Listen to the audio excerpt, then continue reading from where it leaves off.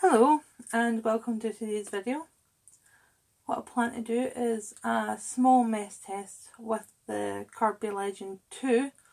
Small because for once I don't have a lot of mess collected, I've used it all.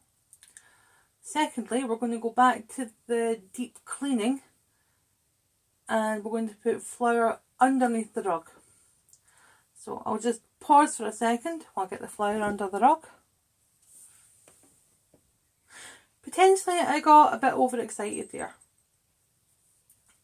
Pardon me. But we'll see how it does. I've maybe set myself up for a fail here. I'm trying to do it all in one take from here. So there's no trickery involved if it does in fact work. Okay, that's that down. Next we need the small amount of mess that I do have. So we have some here. And some more here.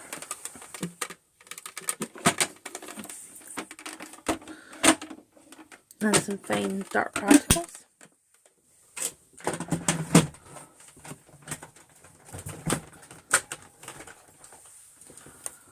Okay, and the magic stick.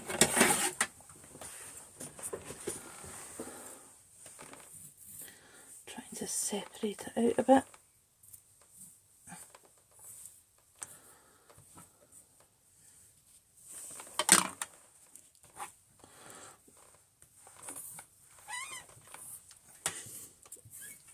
There we go, that'll do, because mainly we're doing a bit of a mess test and move some of that more into shot. Not bit, but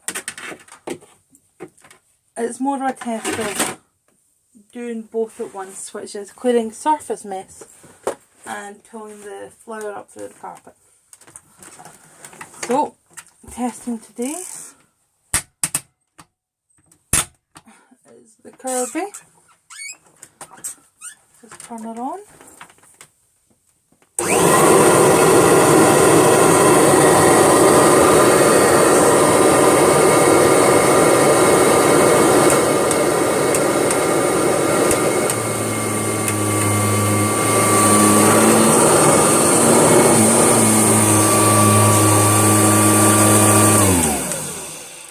Now just to note for folk who haven't used Kirby's before, this is quite an old Kirby, so it doesn't have the tech drive, but I will explain the tech drive. So the Kirby works on a lifting head mechanism that you control through, I'll get it in the picture. Oh come on, behave yourself. So if you just see those little steps next to the wheel, pedals, and what you do is you turn it on and you have the lowest pedal all the way down to the ground, like that. I don't want to show my big feet camera. Then when you turn it on, you use the top pedal down a notch. It has 4 notches. I tend to find I use it in notch 4 regardless. But you listen for a change in the listen for a change in the tone of the vacuum cleaner, which is how its head is meeting the carpet to form a seal. And then go down 1 more. So you should be able to hear that when I turn it on again, because I've reset the wheel, so I've reset the pedals, so you should hear it. So let's try it.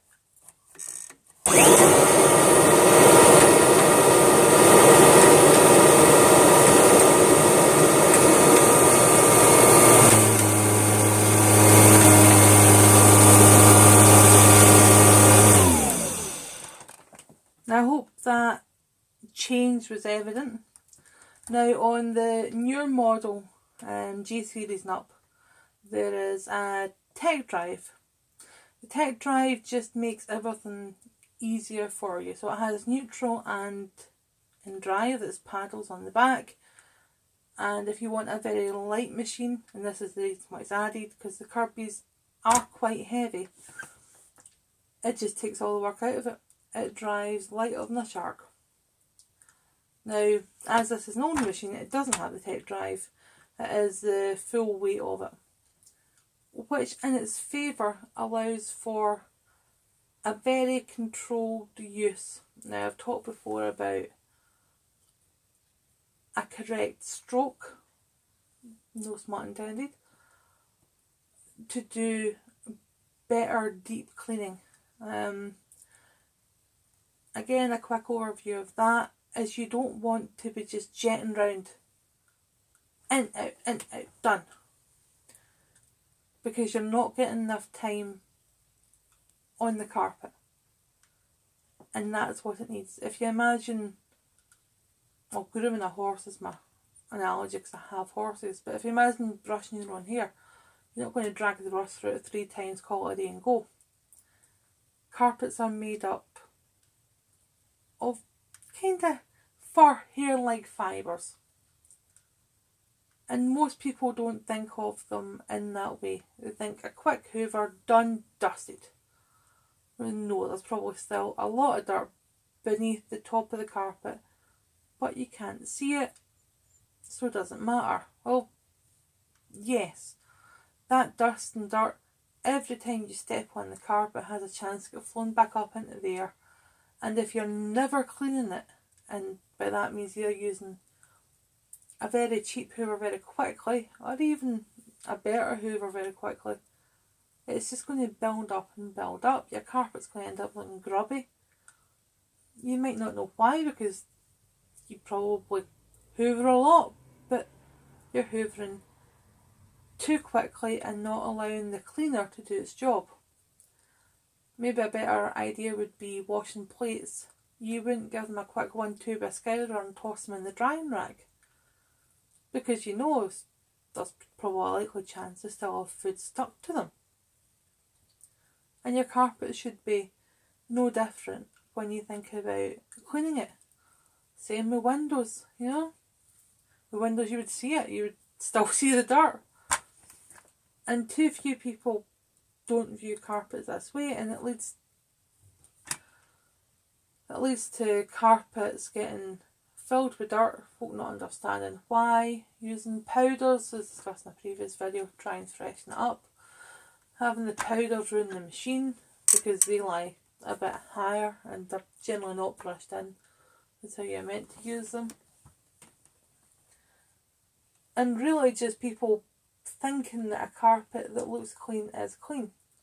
And eventually it will show up, and then they'll spend a fortune getting a rug doctor in, getting somebody to professionally clean it.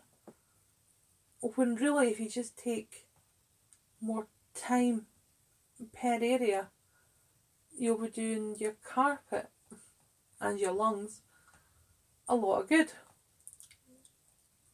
And that's what I try and do. Now I do, because I've got a broken back, I do most of my things sitting down and in very short sessions. But I will aim to cross hatch, which is, as it sounds, hoovering back and forward one way, and then, for me finding a different seat, to go back and forward the other way. That is the best way you can hoover or vacuum, is by doing very slow cross hatches, and you will find that your carpet will look brilliant. But you have to take the time, and you have to be willing to take a long and slow pulling against the weight of the vacuum cleaner if you really want a clean carpet. Now that I've rabbited on for so long, still don't know how I'm going to manage to pull up all of this flour, but I'll be using my normal technique that I use when I'm cleaning my house. And we'll see how it goes. Okay, on to the actual vacuuming.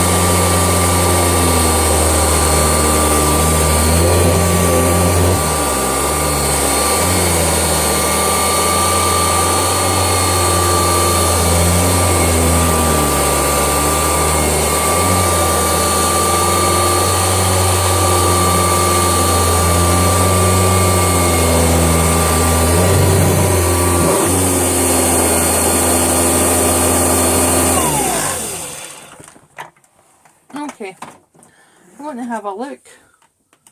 Its seal was so powerful it was dragging it back when I started off. Cross your fingers for me. Oh, just a little bit left.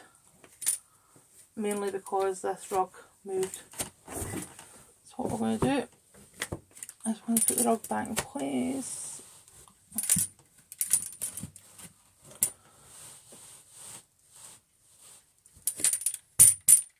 That'll do. And we'll let it have one more go.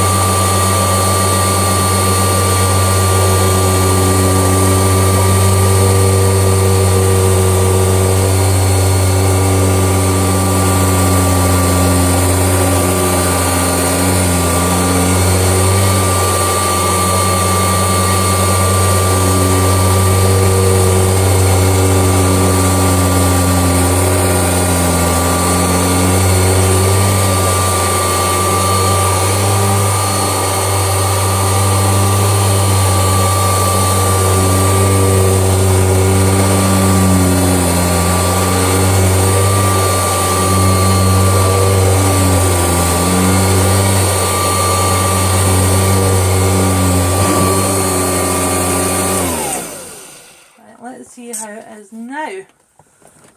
Cross your fingers. Oh! Why is it not picking up that little bit? Ruining a magic trick. I think it's been my mat's position. I'm just going to pick it up normally because I want to go and have dinner.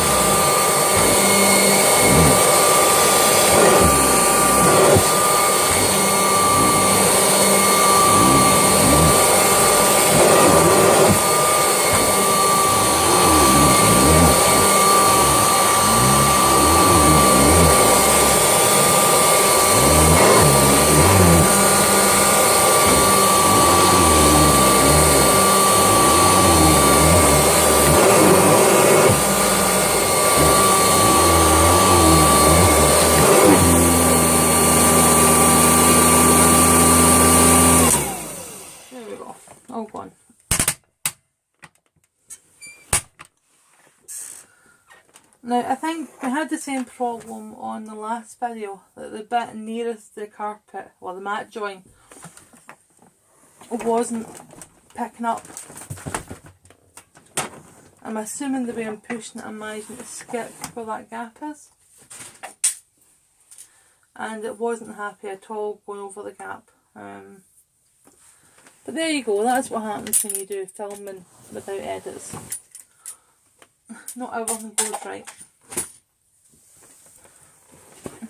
But, as you saw, it picked up the majority, and what was concentrated in a small area was obviously where it wasn't managing to pick up.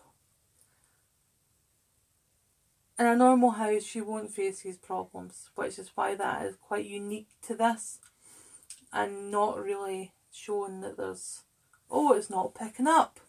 It is picking up. These are just two very small mats. A lot of the machines don't like dropping between them, and as you saw there, this one dragged the mat over the other mat. A couple of them near enough inhaled the other mat. So it's not quite indicative. I have a lisp, I can't say that word. It is not quite showing what would happen on your normal carpet. Even with the rugs, most people have big rugs. Like we have downstairs, we have a rug that covers the full living room. Which again, for our setup, is important why we do clean with a Kirby throughout that room. Because no other cleaner is really, well, I say that, the Sebo and the Mila both do. But few other cleaners do a deep enough clean to really cope with a room that's set up the way ours is. And how many people's is. It's not just about how clean your rug is. Oh, the innuendo in this video is terrifying. It's how clean your carpet is. You can't just look on the surface, you've got to check down below. And even with that, it's not just the rug and the carpet, it's what's underneath the carpet. So really I think the point I'm trying to show is that vacuuming in a house is looked at as a very quick job. And yeah, sure, do quick jobs all week long. But take time out every now and again to do a deep clean. Preferably if you have a machine that is very capable of it, such as a Kirby that you can pick up cheap second hand, or a Sebo or a Mila, which I've managed to pick both of mine up very cheap second hand. Though we did travel an hour to get the Mila. Generally, they are still second hand, coming in at £100, roughly. You can get canister ones cheaper, but it's just keeping an eye out. And yeah, do a deep clean of your house, of every room. Take the time to very slowly, back and forth, cross hatch it. If you're using something like a shark, empty it before each room for doing a deep clean. Spend a lot of time there. I mean, I would make it near enough a half day, all day job for making sure everything was spot on. And I would be emptying, if I was using a bagless machine, emptying it before every room just to see the difference in what you pick up. In general, I would say if you're using a bagless machine, track your dirt. Sounds daft. But keep an eye on how much you pick up, because I know a lot of the shark owners comment on how much more it picks up compared to a previous bagless cleaner. That's a bit of an illusion because the shark bins are quite small and your previous bagless cleaner likely had a bigger bin. Therefore there was more time before you noticed it was full. Sharks don't perform that well compared to other bagless machines. They're very good at their job. The extra fuzzy brush roll in this version is nice. But they're not all that people try to make out. But anyway, aside from that rant, keep an eye on how much dirt you lift. Maybe you can use a bullet journal to track it. And then when you do your deep clean, take a look at how much you're taking out per room. And generally you'll notice that you have a lot more, because you're taking your time and you're making sure that the carpet is given a chance to be cleaned. And as well as that, with like this shark that's got the soft fuzzy brush, it helps with grooming the carpet again when you're doing long slow strokes, as if you were grooming short haired fur on a pet or a horse. And if you like to shampoo your carpet at a somewhat regular time, do a deep clean vacuuming before shampooing. Always. Then after you've done your shampooing, do another deep clean, because you want your carpet as clean as possible, as daft as that might sound, before you clean it. Now I'll be doing some cleaning soon with my Bissell, so I should be able to show what I mean. I'll be doing the rug downstairs, and only a section of it, so it's going to look odd. Especially as I don't intend to clean the rest of the rug, because it's probably going to go at the tip. Anyway, that aside, you want to get as much of the dry material out as you can. What's willing to be turfed up by the carpet. Then you're going to do whatever you do for cleaning it, where it's stained and you need to do like pre-sprays, but you're going to clean it with water and some form of cleaning mixture. While I know some good recipes from guys who do it as a business, I do have 3 bottles of the stuff to use, so I'll probably just be using the Bissell fluid. Then do your clean. Now it's a low moisture clean that I'll be doing, so my carpet should be dry reasonably fast. Once the carpet is fully dry, you then go back in with a vacuum, because while you will have cleaned a lot of the dirt away, you'll have also agitated the carpet while wet, which means a lot of the stuff that's maybe been stuck deep down will now be loose and have moved closer to the surface. I would then say a week later, go back and do another deep clean, and then you can go back to your quick cleans.